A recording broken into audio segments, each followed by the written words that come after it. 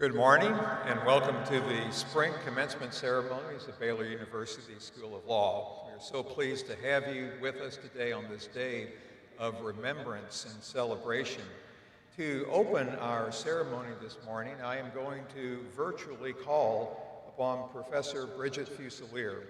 Many of you know that 2 days ago, Bridget's husband, Paul, had major heart surgery, and she is therefore, of course, unable to be with us this morning. However, Bridget was very honored by your request, class, that she deliver the invocation, and so we are having her appear virtually on the screens above. Professor Fusilier. Good morning, graduates, families, friends, faculty, and staff. Thank you for asking me to participate in your graduation today. It is a great honor. And I will lead you in our prayer this morning before the ceremony gets underway. Please bow your heads and join me in prayer. Heavenly Father, we thank you for all that you have done to get these graduates, their families, and friends to this joyous day. We thank you for being able to gather in person and celebrate after this difficult year. We thank you for all the small things that we used to take for granted, a friendly smile, an embrace, and just being together. We are truly grateful for your love and protection. This morning, as these young men and women begin a new journey as Baylor lawyers, we also ask you to bless them. In a world in need of justice and mercy, their role will not always be a popular one, but an essential one. We ask that you guide them as they go out into their communities to help others. As you have instructed us in Proverbs, speak up for those who cannot speak for themselves, for the rights of all who are destitute. Speak up and judge fairly, defend the rights of the poor and needy. And in Zechariah we were told, this is what the Lord Almighty said, administer true justice, show mercy and compassion to one another.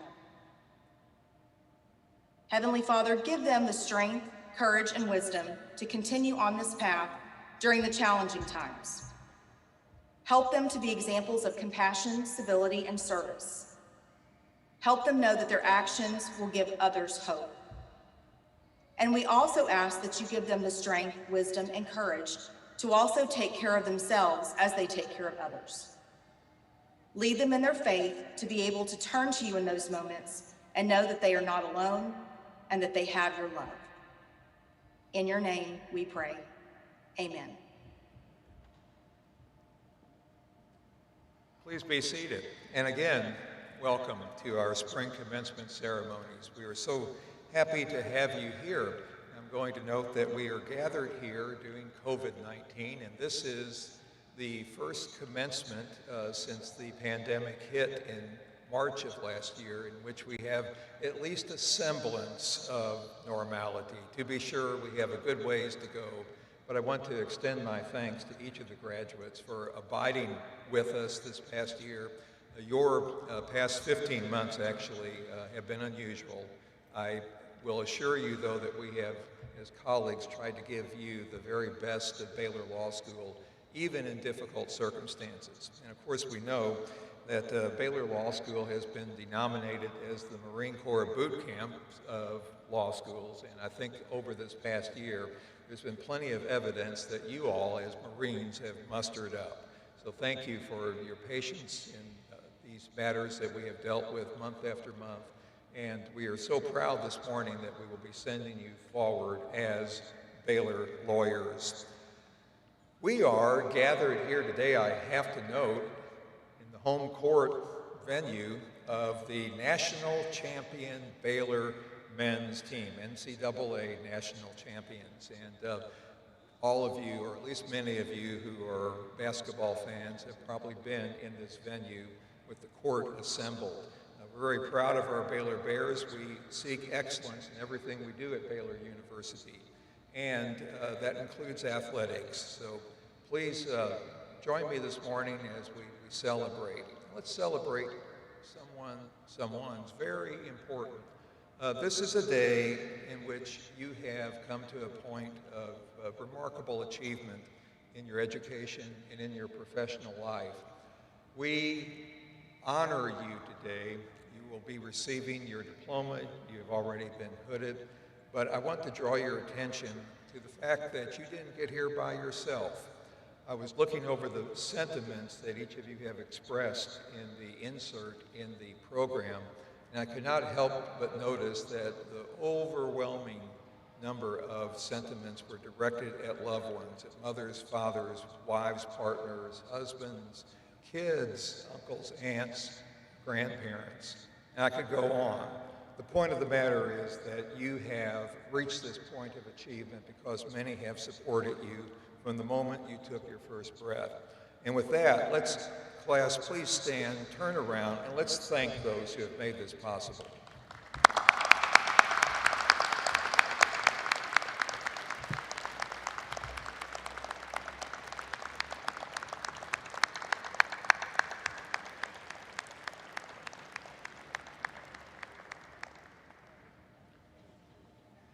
This is, to our memory, the largest class that we have ever graduated from Baylor Law School, 104. This morning, we will be trying to honor each of you individually. Each of you, as I have noted, will go forward as a Baylor lawyer. 3 years ago, when you came to Baylor Law School, you went through an orientation program, and I had the privilege of talking to you. I want to recall a couple points that I have made. Baylor Law School is all about service. The lawyering profession is all about serving others in meeting human need. Marion Wright Edelman, the founder of the Children's Defense Fund, has reminded us that service is the rent that we pay for life. It's not something that we do in our pastime. It's very central to the core of our beings. And I will ask you each to remember that as you go forward, that you have been given a privilege by the state when you are licensed. You have been given a privilege that is given to few, and it's a privilege that must be used by you throughout the decades to come to improve the human condition by one, assisting those who are at a place where they cannot help themselves, whether it might be the failure of a business, the deterioration of family relationships, their very liberty may be at stake. They're going to be looking to you to take them to a place where they need to be and they cannot get there. You will serve and you will make us so happy. Speaking of service, I, at commencements, always speak of the armed services, our United States Armed Services that are spread across the globe. It may appear to be a bit strange to speak of the armed services as we begin our ceremonies this morning, but I want you to remember this.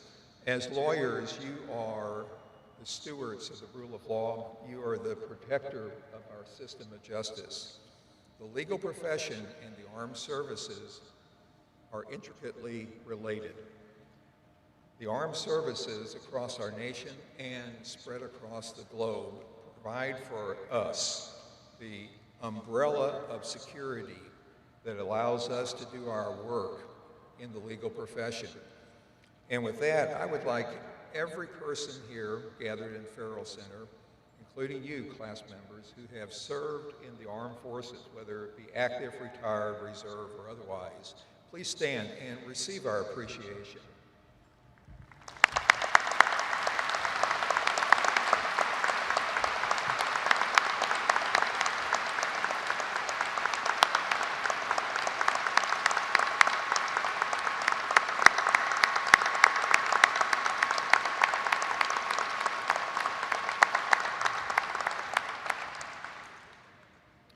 In a day and time in which the term hero, heroine, has become second place, secondhand reference, throwaway reference, often accorded to celebrities and all manner of persons who, when we examine, we may ask ourselves, do they really deserve that title?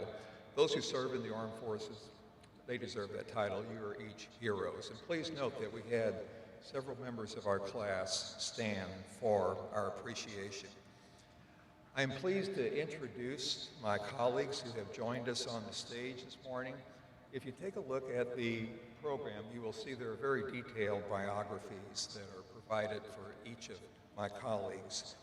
I will not go into the dot and the tittle. You're able to read and to appreciate their many accomplishments, but I do want to comment briefly on each one. I'm going to start with Professor Mike Morrison. Professor Morrison, please stand. Professor Morrison is retiring after 44 years on the Baylor Law School faculty. He has been a paradigm of service, not only to you, not only in the classroom, but he has served as the mayor of Waco. He has served on the city council. He has been on various foundation boards that are serving our community. Mike, Professor Morrison, has been an opinion leader on the faculty. He has sound judgment that we all value. And Mike, I am sad, as I have expressed to you, that you are leaving. You're always going to be a member of the Baylor Law School faculty, but you have had one heck of a run at Baylor Law School and at Baylor University. And I also want to call out here Professor Jerry Powell. Professor Powell, stand up, please. Professor Powell is also retiring this summer. And Professor Powell, you probably have heard the name before in connection with this program we call Practice Court. Professor Powell has been the director of the Practice Court. He's now handed off those reins to Professor Wren, who I'll comment upon in a moment. But he came to us in 1986 as a very skilled and accomplished trial lawyer, and he has spent the last 35 years molding our students in the Practice Court program into what we are so proud to call the Baylor lawyer. Jerry and Mike, we're so sad to see you go. You're always going to be, of course, welcome at the Law Center. I hope that, and I think this is going to come true with both Professor Powell and Professor Morrison, they will return to the courtroom and to the classroom. They're not entirely leaving, but they are retiring as full-time faculty members. Thank you to each, and please receive our appreciation.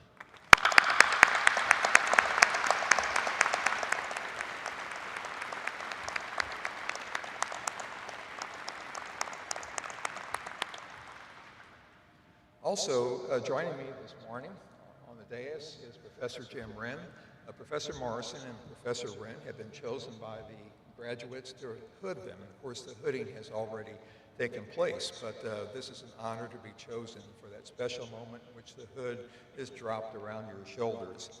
Professor Wren, he's a trial lawyer like Professor Powell. You can see from the insert that he has so many accolades and achievements as a trial lawyer. Sometimes things that sum it up when you say he's a super lawyer, he's a go-to lawyer. Professor Wren is the director now of our Practice Court program, and along with Professor Powell, Professor Fraley, and Professor Consular, puts our students through their paces in this program that is the gemstone of Baylor Law School, that is a marker point of our excellence. Professor Wren, Jim, thank you for all you do to mold our students into the Baylor lawyers that they've become. And then, I will introduce Professor Consular in a moment. Associate Dean Leah Teague. Dean Teague and I have been together in the Dean Suite for 29 years now, going on 30. And everyone knows I always refer to her as she's like a sister to me. We both operate within our separate bailiwicks, but we try to make sure that things go smoothly within the program and for our students. And Dean Teague is very integral in providing personal and academic support and advice, and sometimes a little bit of a push in the rear as well to our students as they go through, so that they fully realize that they're capable perhaps of more than what they thought they could do. Leah, thank you so much. It's a joy to serve with you. Then calling the names of our graduates this morning as they come across the stage is Assistant Dean Angela Cruz-Turner. Dean Cruz-Turner is the director of our Career Development Office. When you come to law school, it's a great day when you receive your diploma. It's a great day when you're licensed, but you still need a job. And at Baylor Law School, we prioritize that. We have had remarkably excellent job placement in positions that require a Juris Doctor degree. Dean Cruz Turner works day after day with our students to make sure that they come to that point of achievement beyond licensure where they're actually out there serving in worthy positions. I now will call upon Cody. Cody, please come forward. Cody Carter has been selected by the class to deliver remarks on behalf of the class. Cody.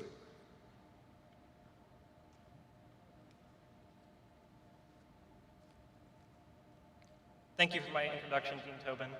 I'd like to start off just by saying how much I appreciate the honor of being able to give these remarks on behalf of the class. It is truly a privilege, and I can't express how grateful I am to be able to address you all this morning. So I'd like to spend this time to reflect upon the things that made the last 3 years we've spent together possible. But as I sat down to gather my thoughts and reflect, I realized that it's a bit ironic that I'm the one to reflect about the Baylor experience. It might not seem like it right now, but all of my classmates know that I am possibly the quietest and shyest person on the planet. So my version of the last 3 years probably isn't the most exciting to talk about. But with that in mind, and even though that our exact paths through law school might look different from person to person, I think there are 4 pillars or 4 supports that are the same for us all and that really unite our journey and got us here today. The first is the guidance of the incredible faculty and staff at Baylor Law. The second is the love of our friends and family. The third is the support we've given each other as fellow law students. And the fourth is the wisdom of God, who's called us to this legal profession and to serve those in need. So with my reflection, I'd like to go to each of those in turn and just reflect and offer my sincerest thanks. They're what's gotten us here today, and they're what's going to give us the strength to move on into the future. To the faculty and staff at Baylor Law, thank you so much for your guidance and your mentoring. You've shared your wisdom with us, and you've instilled with us the foundations of legal thinking. You've taught us how to solve problems in a new way. You've shown us how to see the world in a new way with a legal mind. As we progressed, you opened our eyes to how to love the law for the good that it can provide others.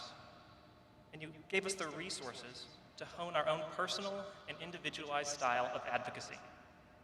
And finally, even though it was excruciatingly painful, you melted us down and reforged us in the fires of practice court, which tested our endurance and gave us the opportunity to apply all that we'd learned in a challenging environment. For your training, guidance, and support, I know we are all deeply grateful. To our family and friends, it's really hard to put into words just how much your love and support means to us. You inspire us to press onward in the difficult and daunting yet rewarding field of law. You stabilize us when our confidence wavers. You heal us when we begin to doubt our ability or when we become overwhelmed with worry. You ground us and you give us context. When we get lost in the often abstract world of black-letter law, you remind us that the legal field is just one small component of the bigger and beautiful world beyond. It's such an incredible joy to be able to be here with you all, whether you're watching from home or here in the stadium, to celebrate this event. Thank you for the meaning and the warmth that you provide to our studies and that you'll provide to our careers ahead. And finally, to my colleagues and my fellow graduating classmates, my absolute favorite thing about the last 3 years has been being able to learn, to study, to struggle, and to experience what it means to be a Baylor lawyer at your side. Each and every one of you is incredible, inspiring, and amazing.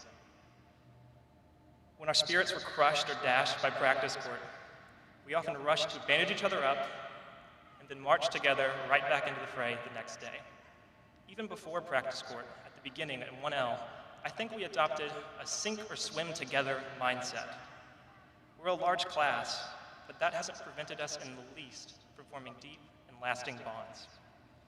And even when we faced personal hardships or personal loss outside of law school, we listened, consoled, and provided each other a shoulder to lean on. While there's so much to celebrate today, there's also the pain of knowing that our paths moving forward will cross less frequently.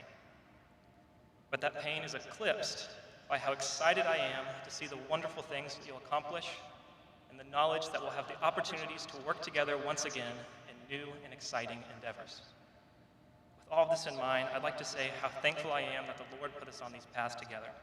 The time we shared, the time that lies ahead, what we've learned at Baylor Law, the experiences we had, each one is an incredible blessing. Congratulations. I wish you all the best. And in the words of Professor Wren, all right, we'll be in touch. Thank you.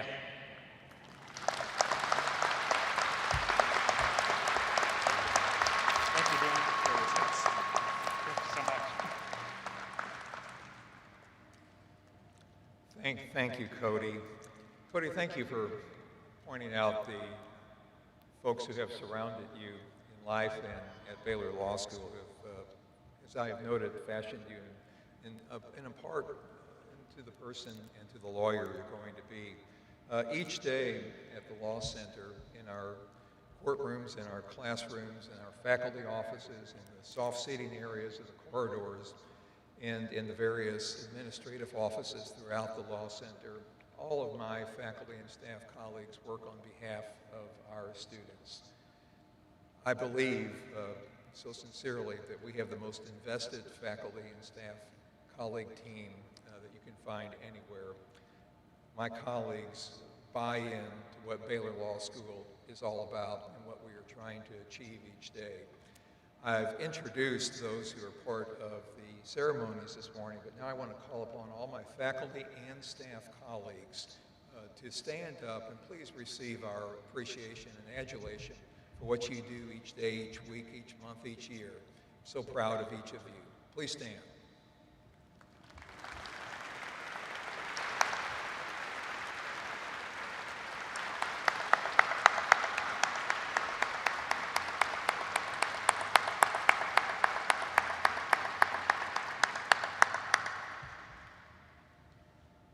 Faculty and staff of Baylor Law School rock.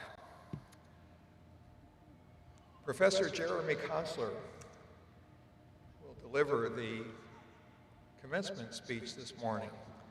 Now, this is nothing new for Professor Consular. Professor Consular encounters the students, if you will, in the bookends of our program. He sees and has seen every one of you in your first quarter in law school for civil procedure. Then you go down several quarters and you hit that 7th, 8th, 9th quarter, and you see him again in the practice court program.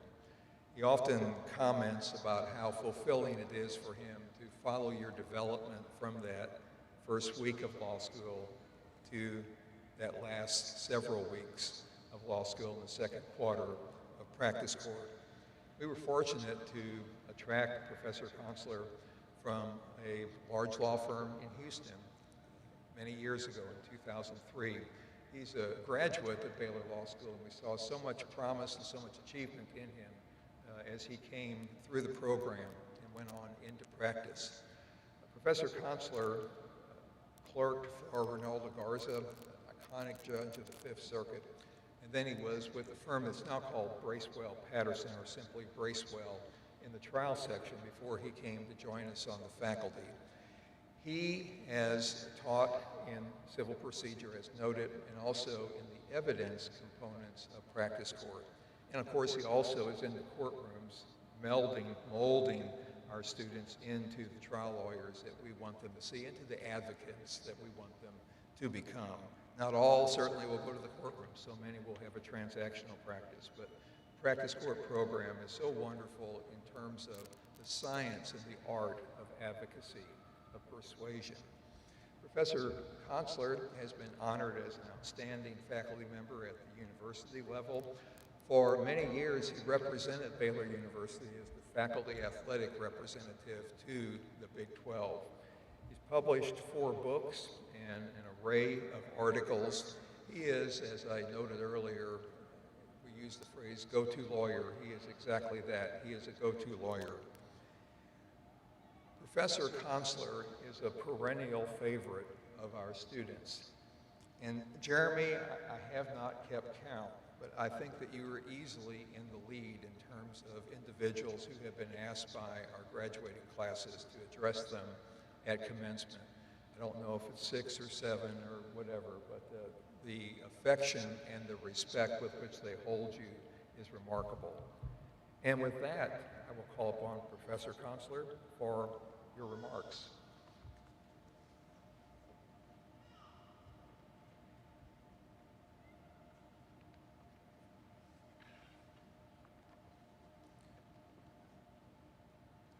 Thank you, Dean Tobin.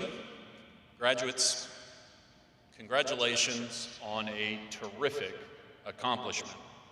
And I want you to know I'm very privileged to be here celebrating it with you today. And I want to give a hearty welcome to your family and friends who are with us today. Because what's become clear to me over the last year is that it's your presence at this ceremony that makes it very special, not only for your graduate, but for all of us here at Baylor Law. I think today your presence takes on added significance because it's the first time in over a year that we've been able to have our graduates' loved ones attend this ceremony. Your presence not only enhances this ceremony, but it serves as a sign of hope that we might finally be slipping out of the grips of this pandemic. Family and friends, I also want you to know that I know what you're thinking, because it's the same thing I always think when a graduation speaker takes to the podium. How long is this guy going to talk? Don't worry. Short graduation speeches are my specialty. Long ago, when I first started at Baylor and didn't have tenure, I was preparing to give a commencement address when my colleague, Mike Rogers, gave me some advice about the speech.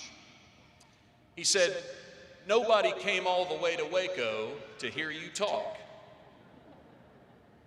So you will lose 1 tenure vote for every minute your speech goes over 15 minutes. Just remember," he said, "nobody cares what you have to say, and if it takes you too long to say it, we'll fire you."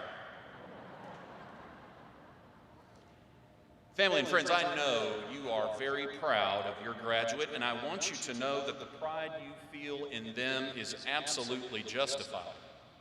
I know firsthand how difficult it is to earn a degree from Baylor Law under any circumstances. And your graduate had to meet these high expectations under unusually difficult circumstances due to the COVID pandemic.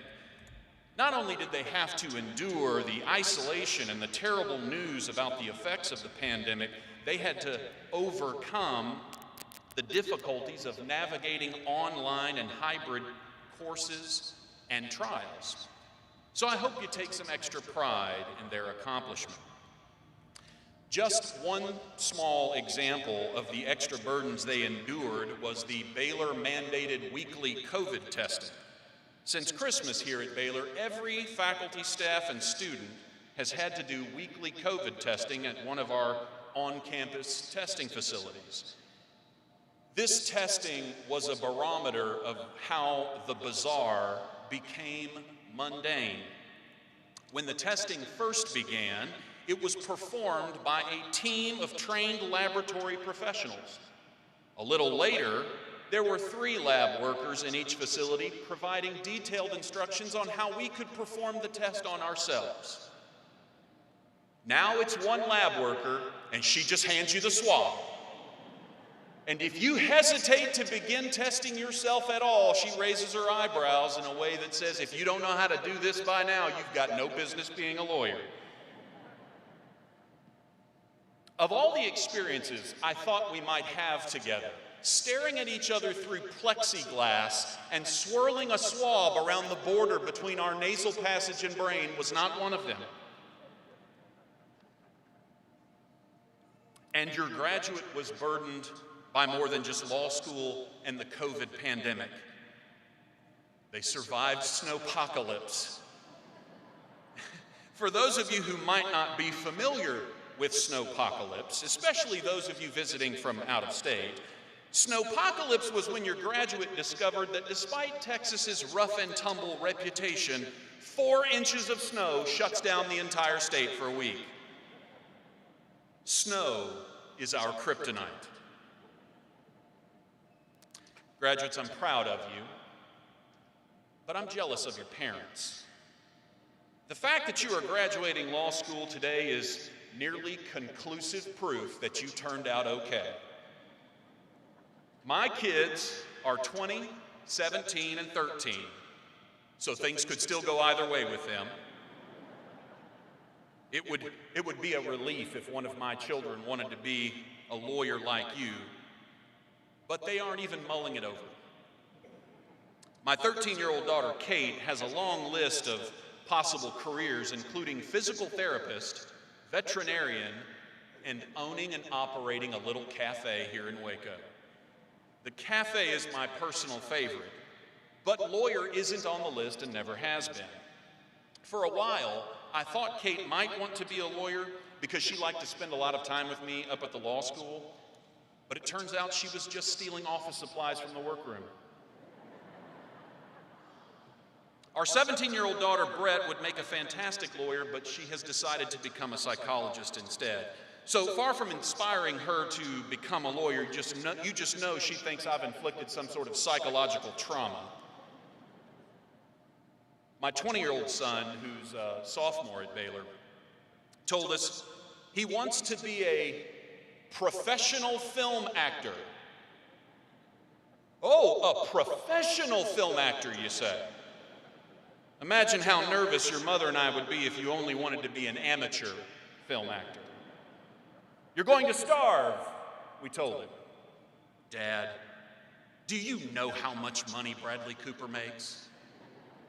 Yeah, almost all of it. That's the problem.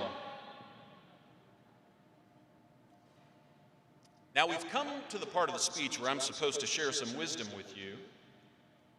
This is a problem because assuming I've got some wisdom to share, don't you think I should have shared it with you by now? I mean, I get paid to teach you and we've been here together for several years. So I'm not going to try to share any wisdom. Instead, I will try only to give you a perspective on this moment and talk about what that perspective might say about how you need to lead your lives and your careers. Since we have family and friends here for the first time in over a year, graduates, I want to talk to you about your families, especially about the parents and grandparents who sit here with us today. I wish you could see this moment through their eyes. I think if you could, you would appreciate it all the more, and it would tell you a great deal about the kind of person, the kind of professional you need to be as you commence your careers and the rest of your lives. Graduates, you worked hard for a few years to get to this point. Your parents and grandparents and many of the other people sitting here in this room with us worked hard for decades to get you to this point. They remember when you were born, when you were an infant, a toddler. They see you not just as you are, they see you as you were. Invariably at these graduations, I'll see a parent put his or her arm around a graduate and say, "That's my boy," or "That's my girl." They might even shout it out as you walk across the stage. That's not just an expression. That's what they see when they look at you. And your family remembers, especially your parents, all the challenges and sacrifices that have led to this moment. The illnesses, the helping with homework, the little league games, the performances, the bath times, the bedtimes, being your short order cook, and for crying out loud, handing you a set of keys for the first time. The countless, "Please, Lord, watch over this child" prayers, and trying to fit all of that in to their own busy schedules. Not to mention the endless sacrifices they made to pay for it all. Why did they do all of that for you? You see, what they have for you is more than an emotion, more than affection. They had a willingness to sacrifice of themselves for you. They placed you above themselves.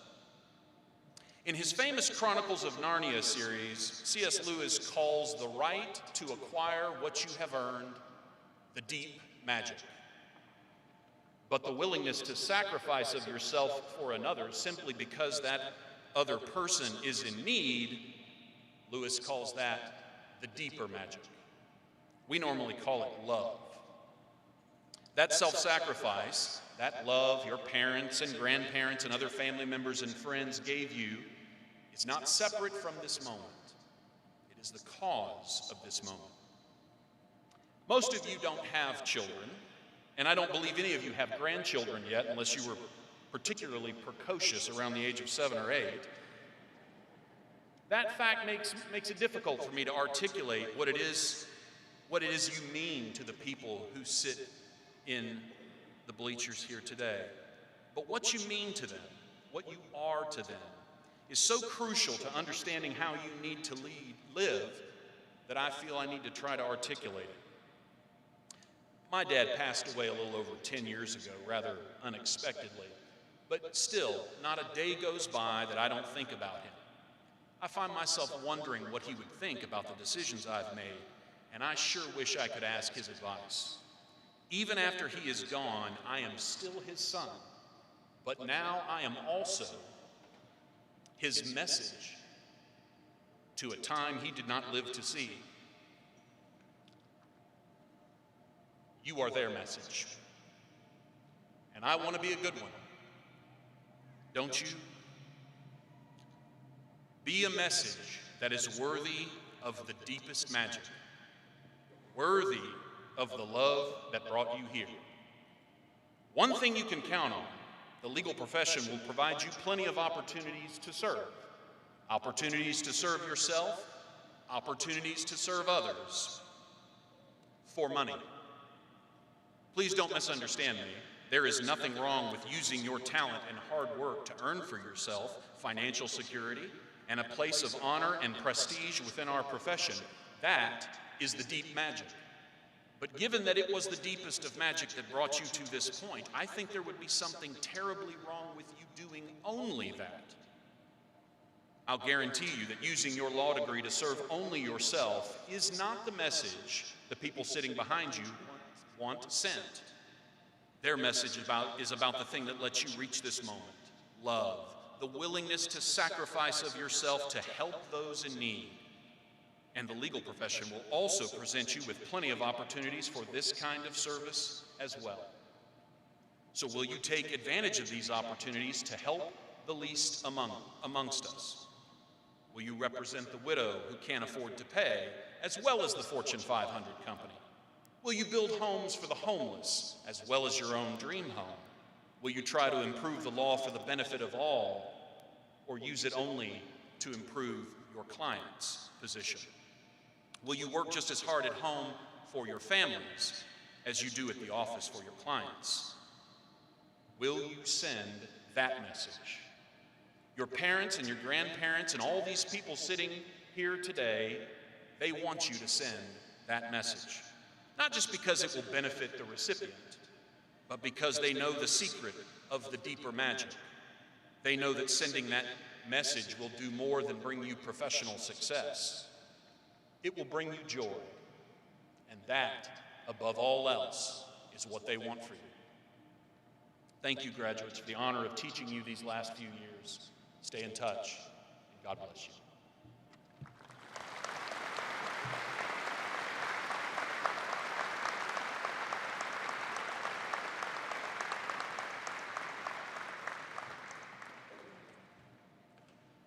You can see why classes select him as the speaker time and time again.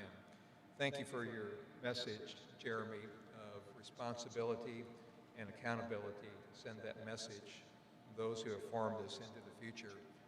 I now call upon Dean Teague for comments upon the regalia, which the graduates are wearing this morning, and for the certification of the class. Dean Teague. Family and friends, you have now seen the magic of Professor Counselor. He commands any room that he's in, and as our graduates know, you don't know at what point is he being serious, is he being funny? Is he commanding your respect? But what you do know is by the time you finish, you want his respect.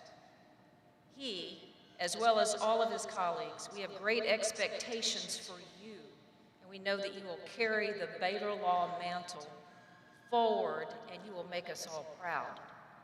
Every moment of this day is special, including the regalia that you are wearing. So I want to tell you just a little bit about that and to give you some history. The wearing of academic robes dates way back to the very beginning of universities, back to the 12th century in Europe.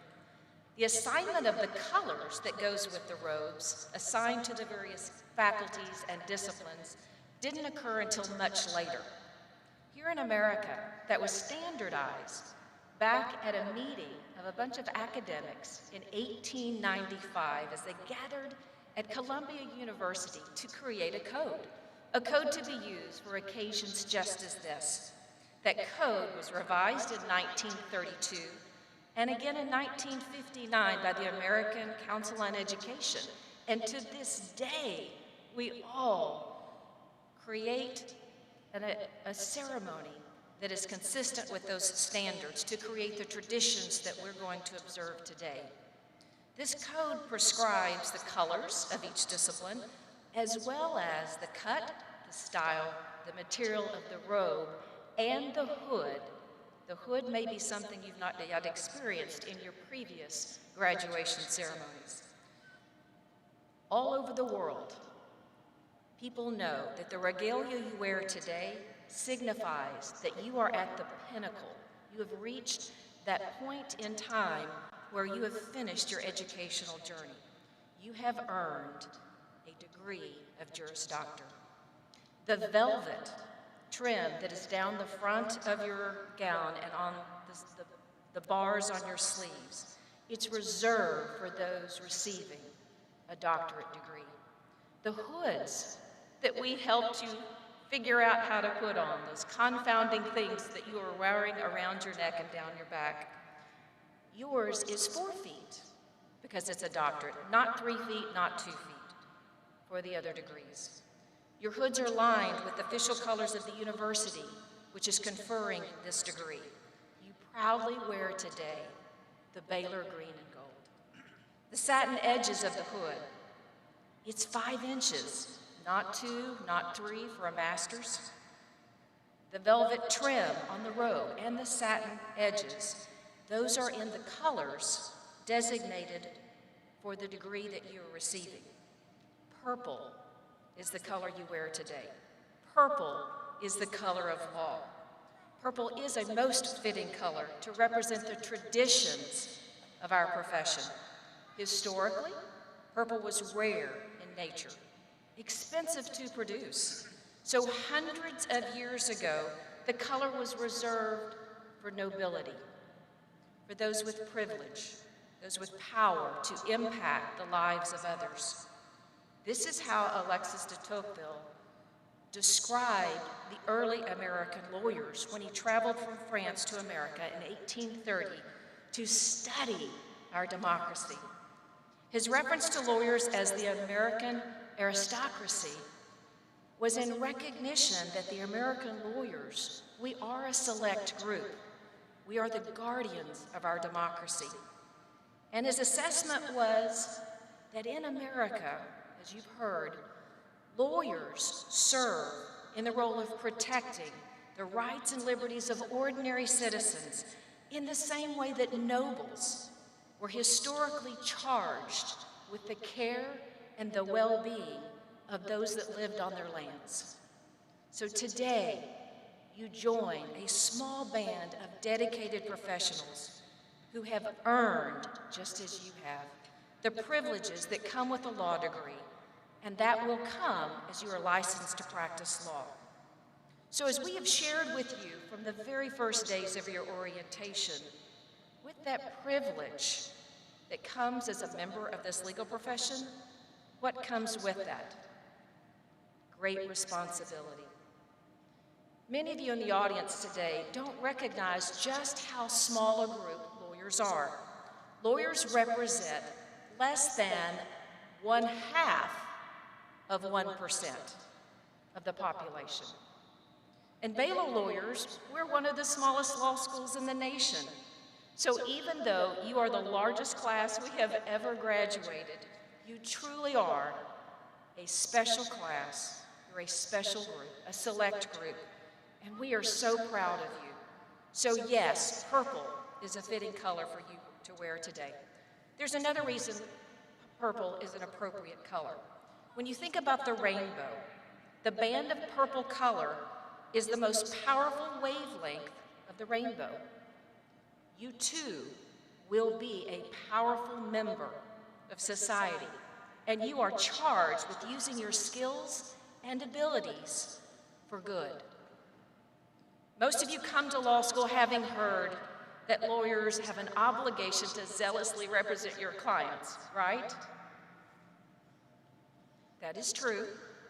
But the oath that you're going to take as a lawyer establishes that your obligation goes much beyond just your individual clients. We as lawyers owe a duty to society. We are to be the problem solvers. We are to be the leaders in society. We take an oath to support the U.S. Constitution. And let me remind you of what the preamble says to us who take an oath to support that Constitution. We, the people of the United States, in order to form a more perfect union, establish justice, ensure domestic tranquility, provide for the common defense, promote the general welfare, and secure the blessings of liberty to ourselves and our posterity. So we lawyers, we are the guardians of our democracy. We have a special place in society and a special duty to serve, to protect, and to be positive influencers every day in every way that we can. Your legal education and your training have well prepared you to take on this mantle. So as Professor Counselor shared, your license and your position in society will prepare you for many opportunities to serve, to make a difference in the lives of not just your clients, but in your communities. And we cannot wait to see where you go and the powerful impact that you will have on society. Which brings us to the moment that you have all been waiting for, the conferral of your degrees. Candidates, please rise.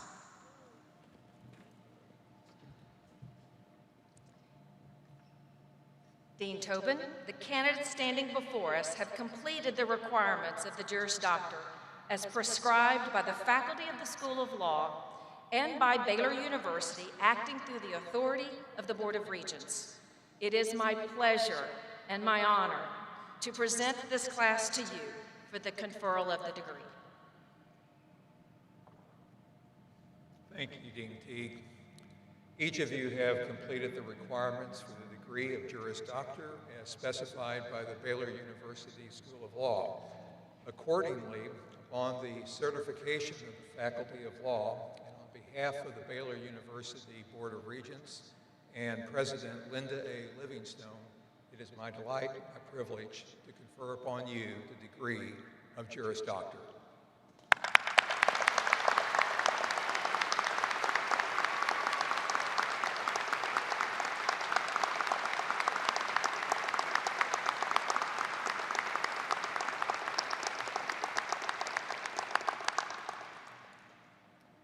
We will now proceed to the award of the diplomas. We have a long tradition at Baylor Law School. We ask that you, as your graduate crosses over the stage to receive his or her diploma, that you make as much noise as you possibly can. Now, don't feel put upon.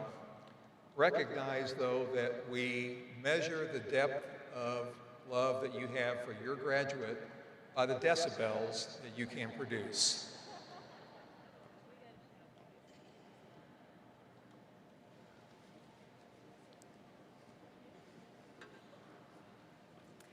Tamer Tarek Aboris, Public Interest Fellow.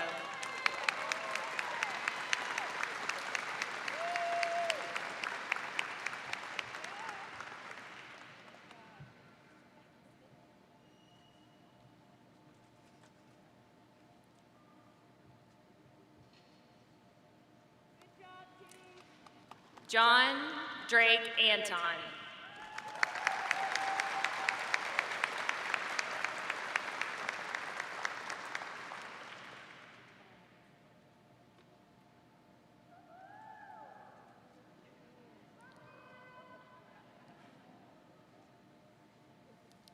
Sarah Kernan Babineau, cum laude.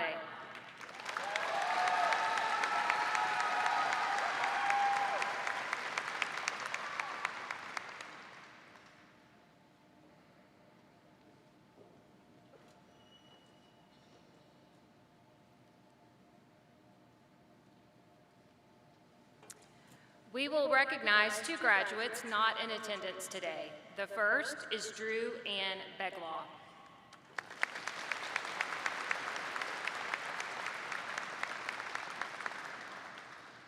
Sheridan Faith Berry.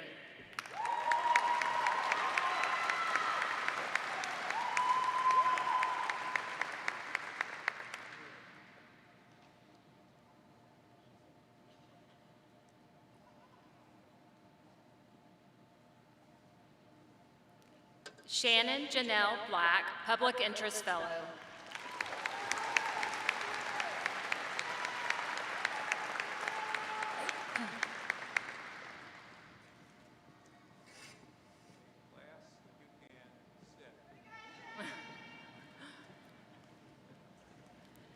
Caleb Ian Bortner.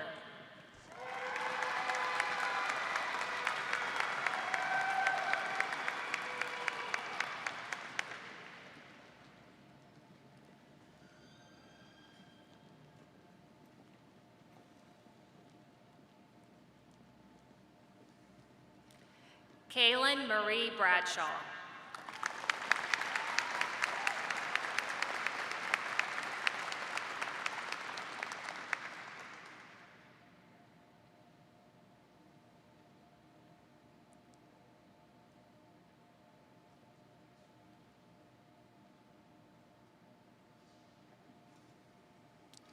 Elizabeth Grace Brigard, Special Distinction in Litigation.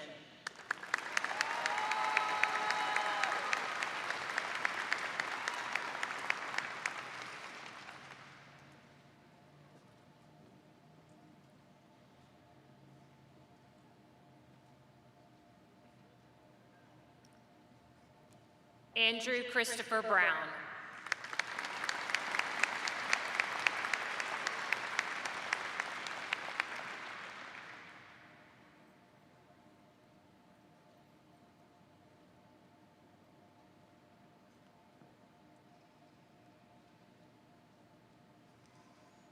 Scott Andrew Butler.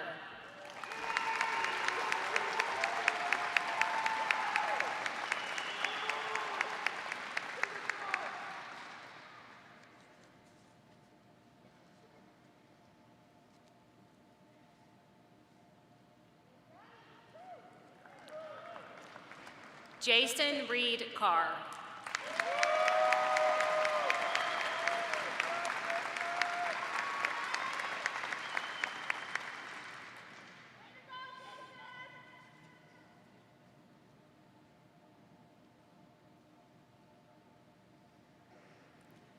Cody McJackson Carter, summa cum laude, highest ranking student in the graduating class.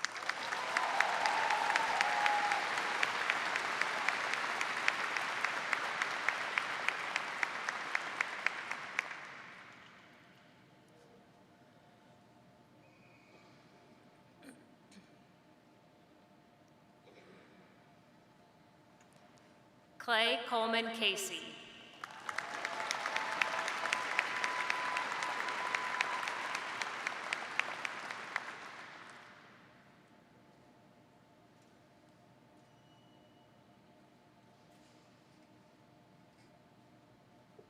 Rachel Diane Champion.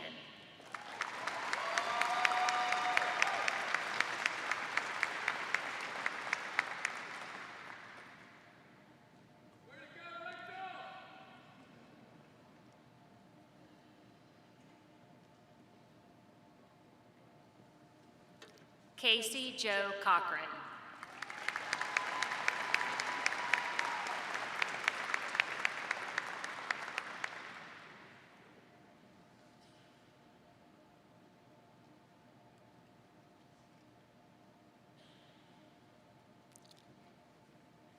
Nikki Brianne Coker.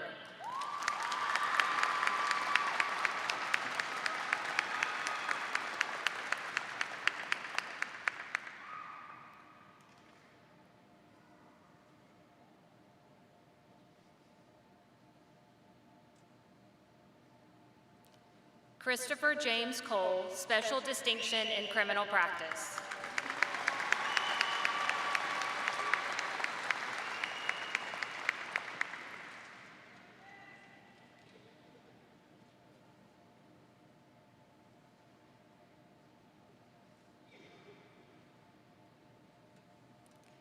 Victoria Elizabeth Cooper, cum laude.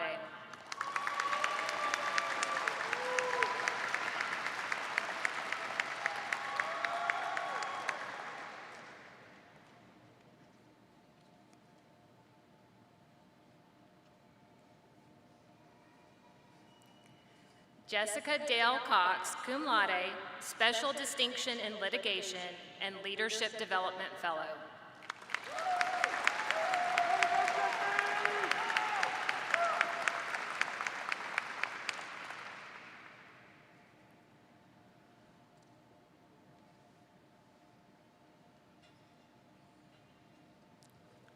Nicole Brianna Croslin.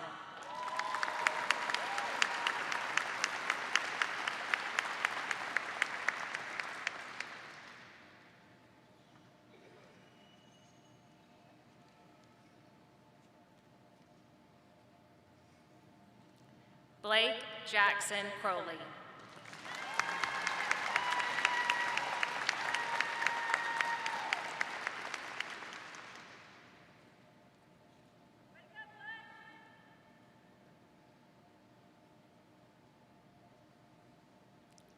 William Rafiq de los Santos, magna cum laude.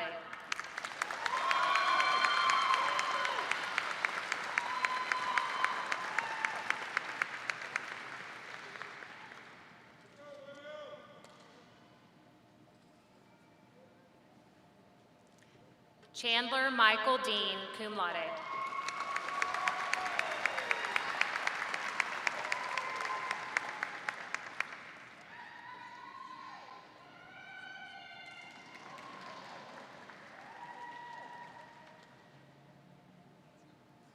Nicole Ann DeVincenzi, cum laude.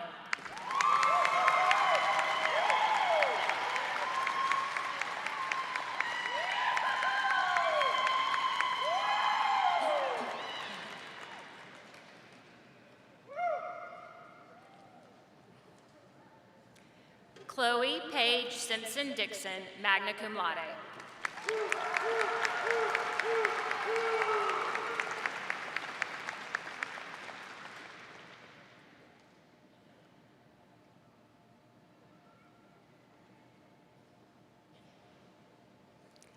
Joseph Trenton David Doak, Jr.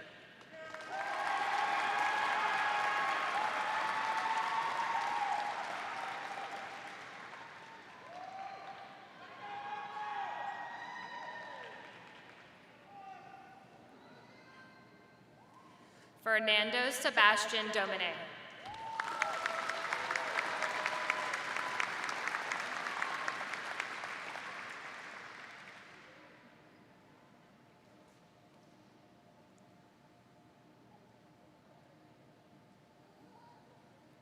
Miles Vernon Emery.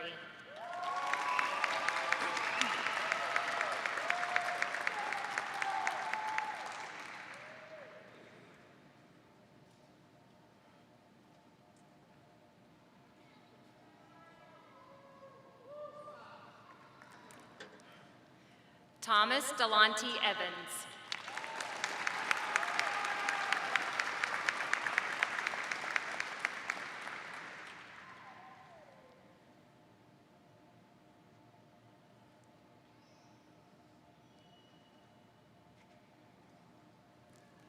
Zoe Grace Fetty.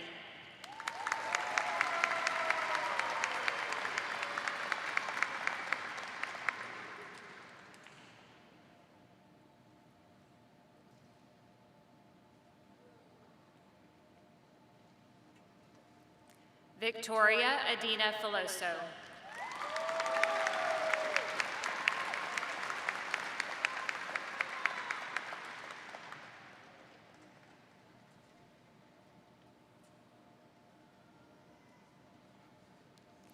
Wyatt Irving Fraga.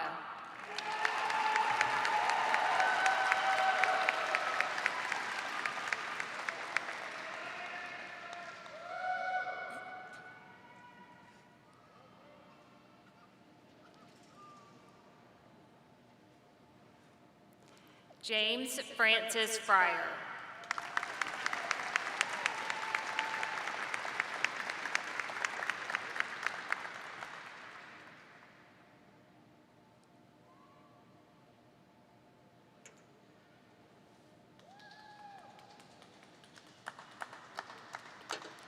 Elizabeth Bell Gardner, magna cum laude.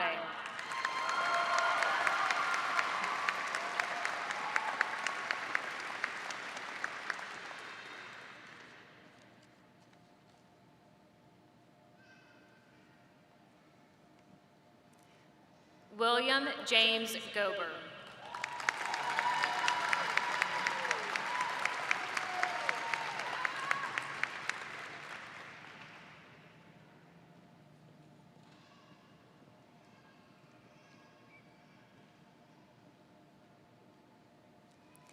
Bernardo Rafael Gonzalez.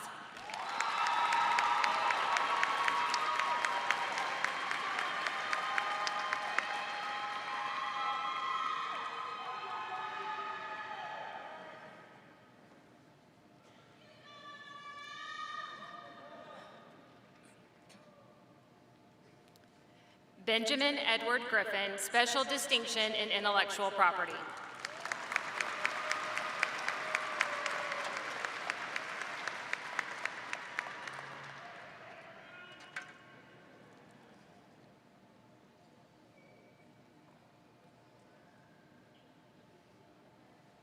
Juan Reynaldo Guajardo, Jr.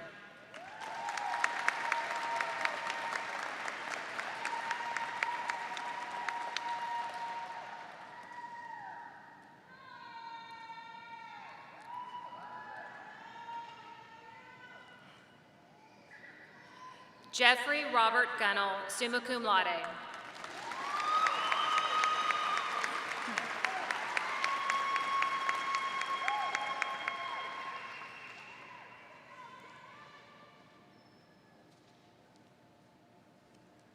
Sarah Elizabeth Hayes.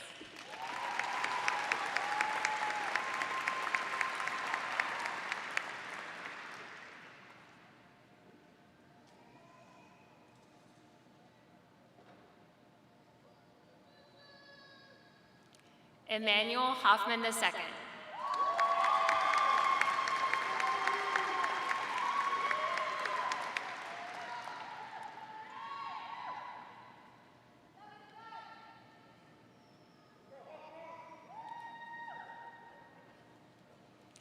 Hannah Bailey Hoke, cum laude.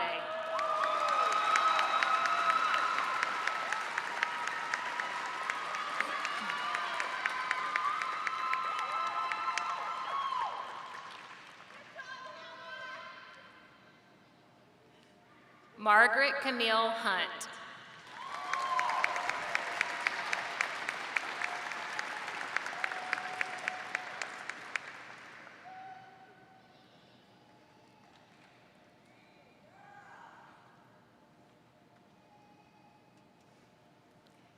Matthew Markstad Johnson.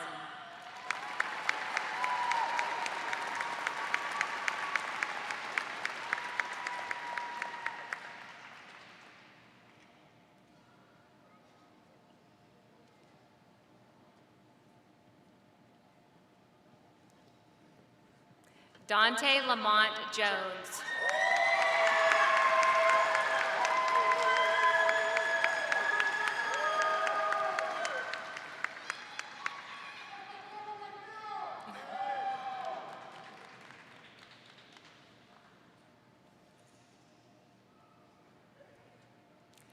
Whitney Danae King.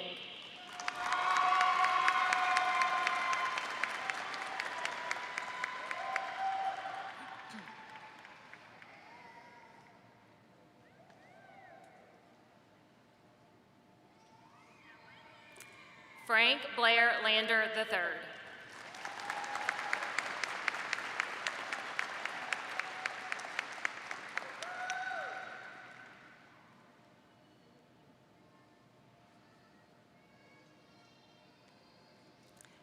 Rachel Tien Lay.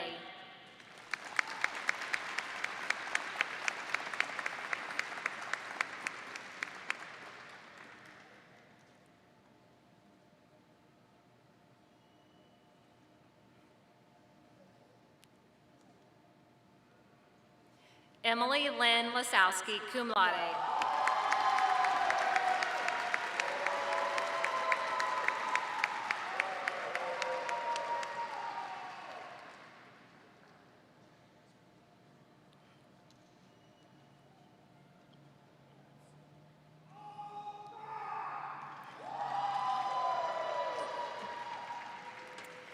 Daniel William Brock Lewis, cum laude.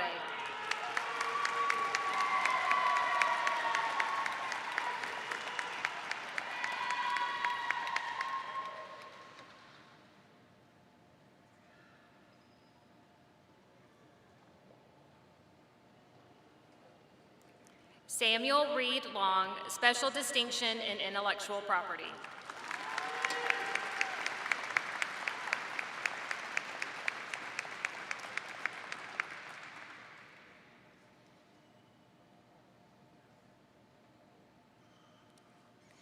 Taylor Colleen Melodic, magna cum laude.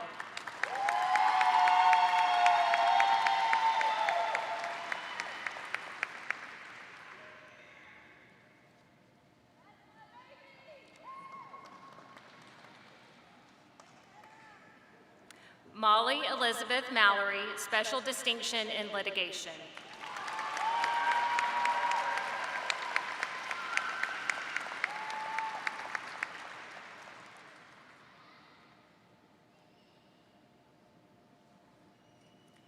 Brad Luke McCowan Perez, Leadership Development Fellow.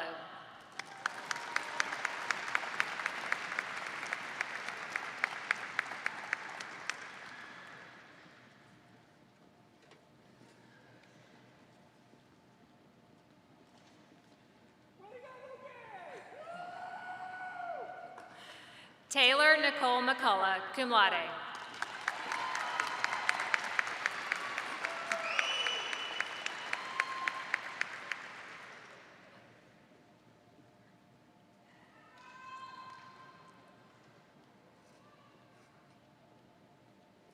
Trevor Scott McGuire.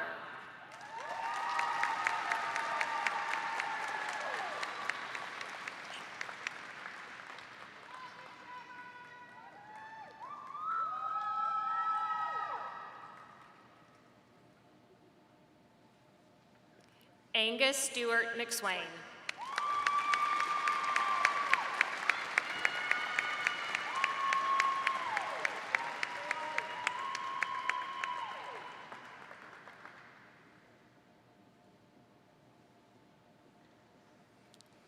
Miles Daniel Moody IV, Leadership Development Fellow.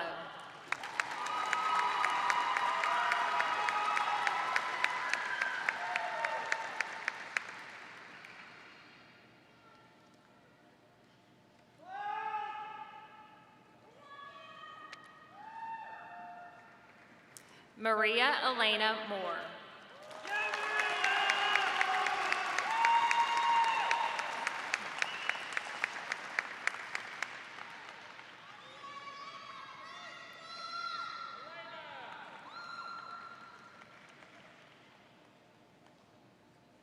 Mark William Murphy, special distinction in intellectual property.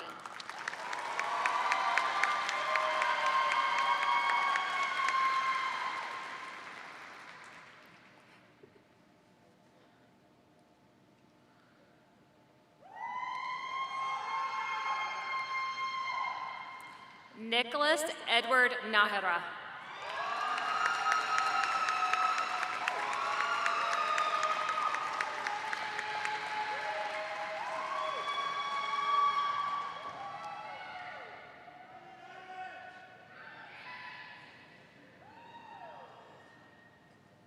Sarah Patricia Neiman.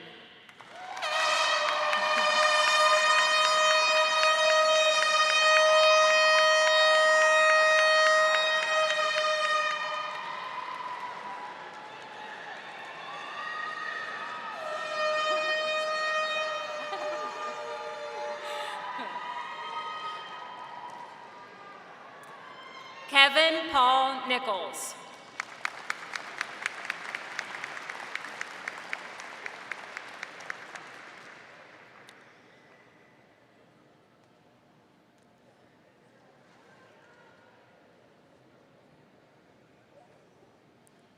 Troy Austin Officer.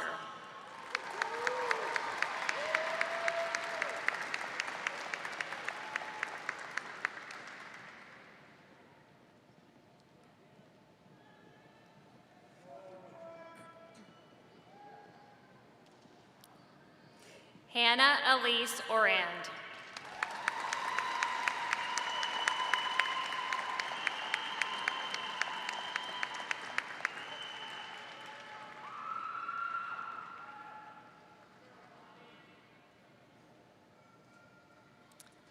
Wesley Philip Osborne.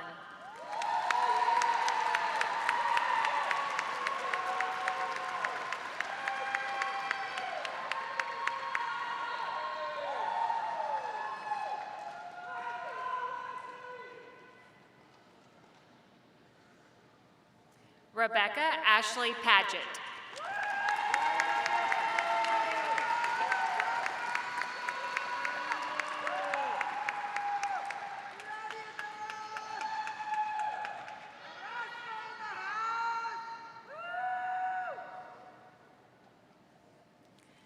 Tara Nicole Pedian, cum laude.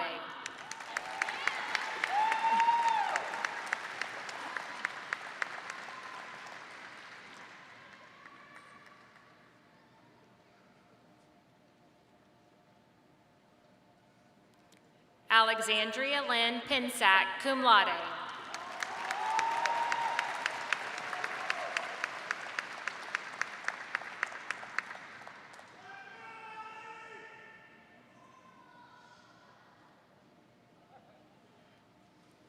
Hannah Renee Perez.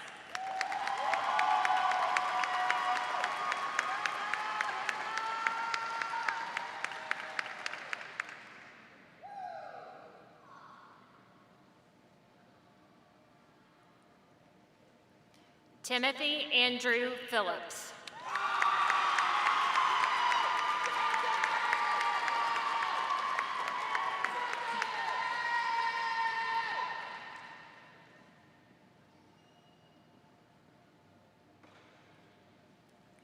Dominic Eugene Pierce.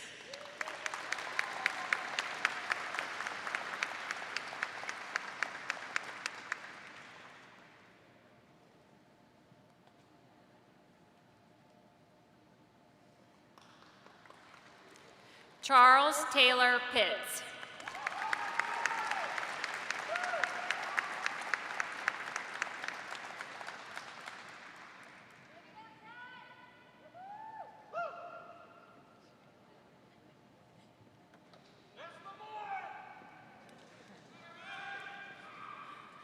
Justin H. Potter.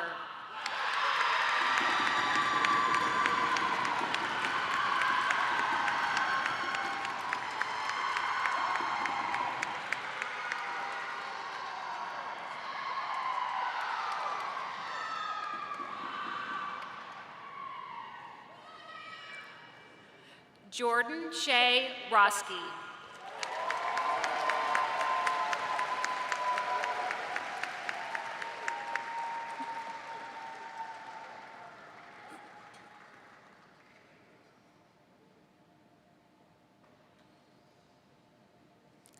The second graduate not in attendance today is Victoria Lynn Rhodes, Leadership Development Fellow.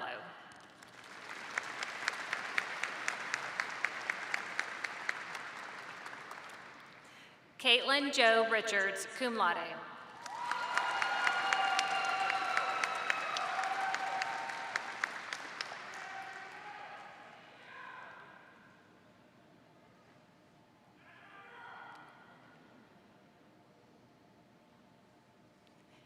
Annalie Drost Richardson, cum laude.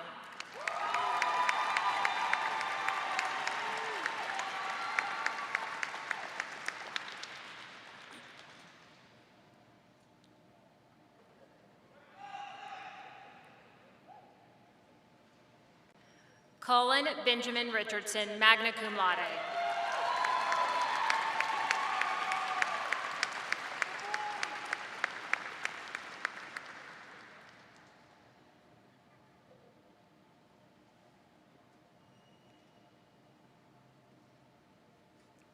Abigail Elizabeth Ryan, magna cum laude.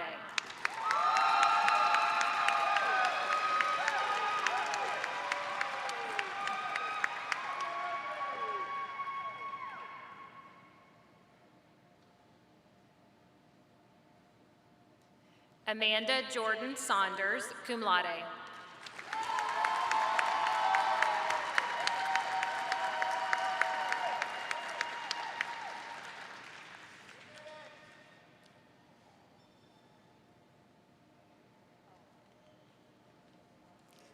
Jessica Grace Scarbo.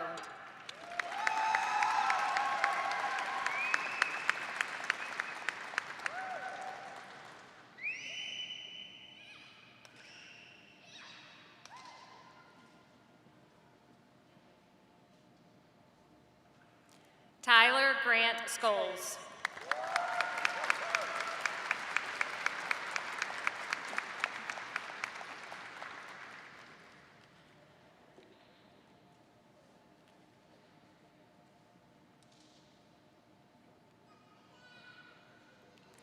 Skylar Savannah Schoolfield, cum laude, special distinction in criminal practice and public interest fellow.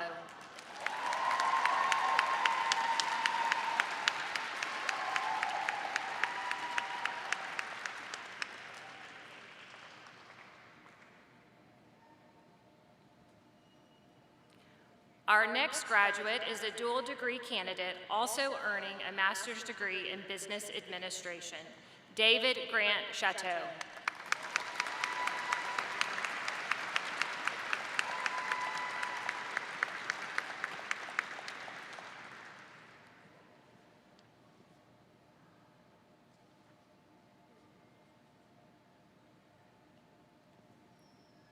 Haley Marie Shaw.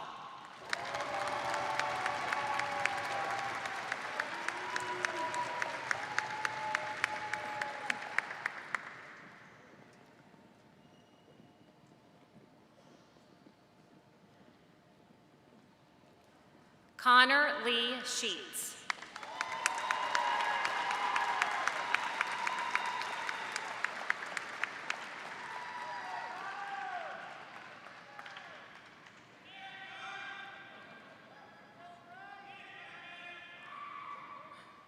Bryce Henry Smith, magna cum laude.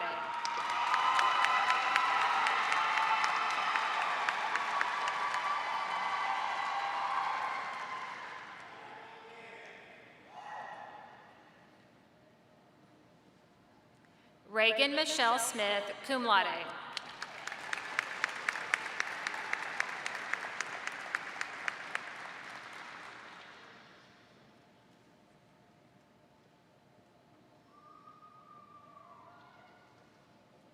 Ruth Torian Smith.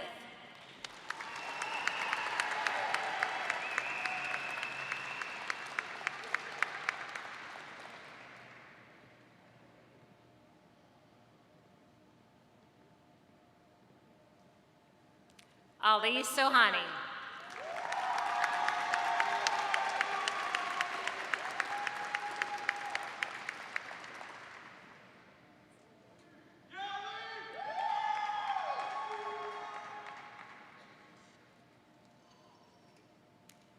Emily Arrington Saunier.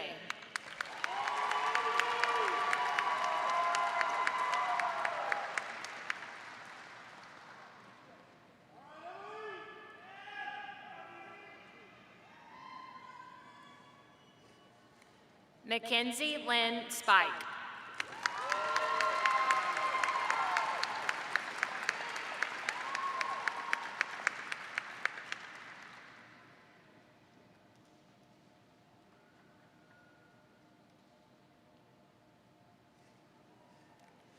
Amanda Elizabeth Springer.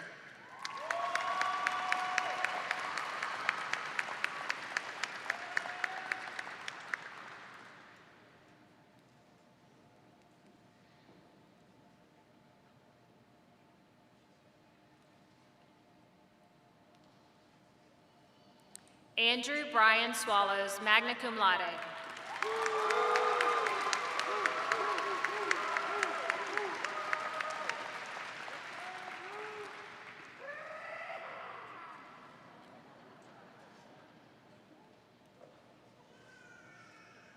Alyssa J. Trejo.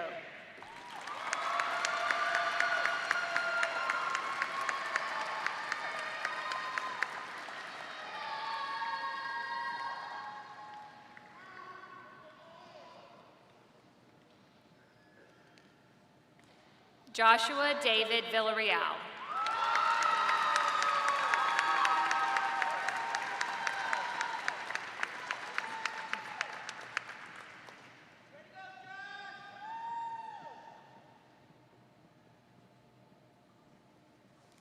Cassidy Louise Villeneuve.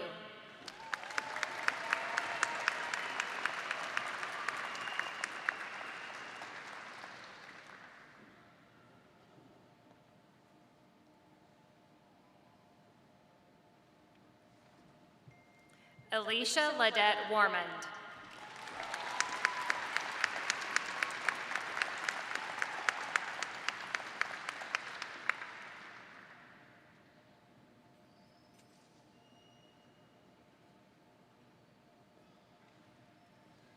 Ryan Collier Ward.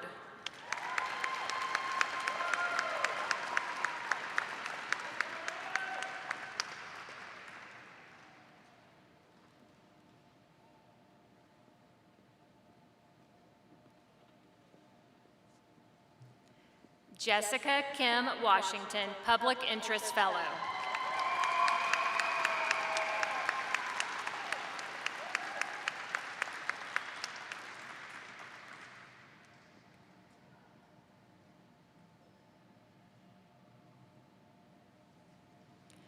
Jessica Andrea Wilkes, cum laude.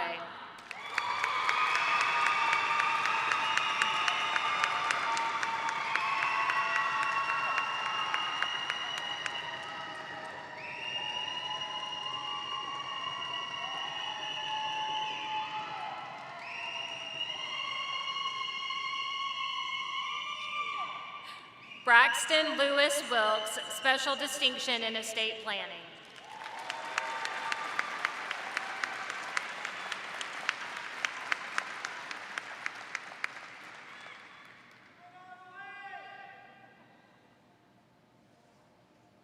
Christopher Ryan Yeager.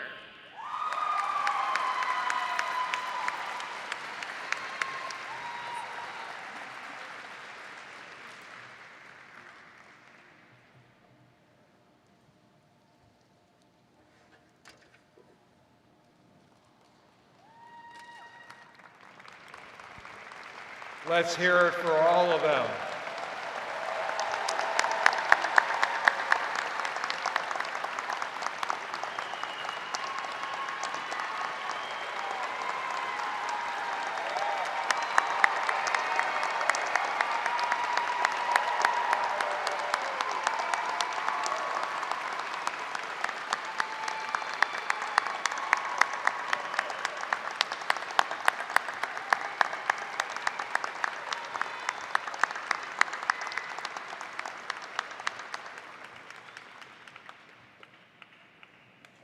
Wow, y'all did really good on the decibels. We're not sure who is in first place. We think that there are several ties, but we have a special category for instrumentally assisted by a boat horn.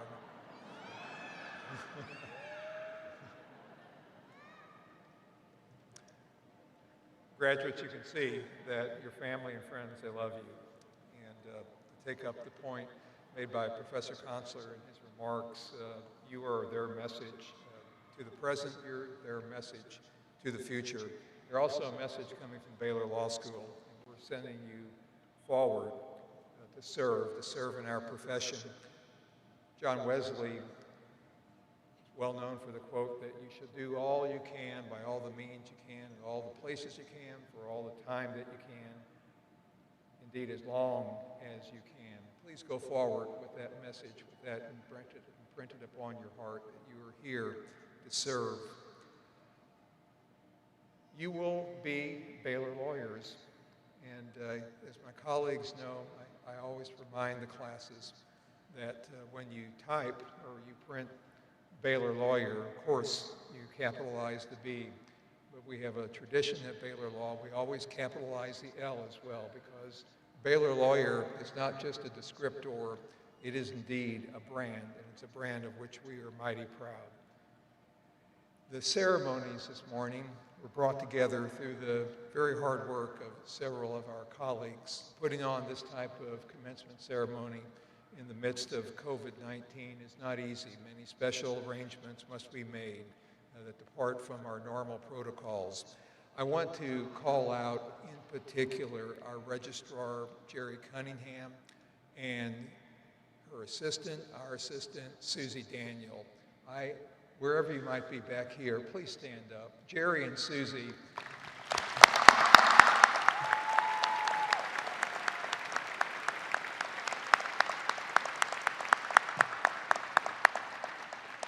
Jerry and Susie, along with Dean Teague, make this happen, but it takes a lot of hands. And Jerry and Susie have always been at the forefront of doing whatever is necessary to make sure that commencement is a ceremony worthy of its meaning. I also want to thank several who are helping us because they have invested themselves. Meredith Meyer, Terry Kroll, Yvette Marachia, Miranda Chavez, Nathaniel Jones, Nick Texera, Danielle Brackett, Mari Sanchez, and also Tyler Cortinas and Kendra Pratt. Thank you each. And Miss Emily Monk, thank you for the beautiful cello music. We so appreciate your presence and always enjoy your playing.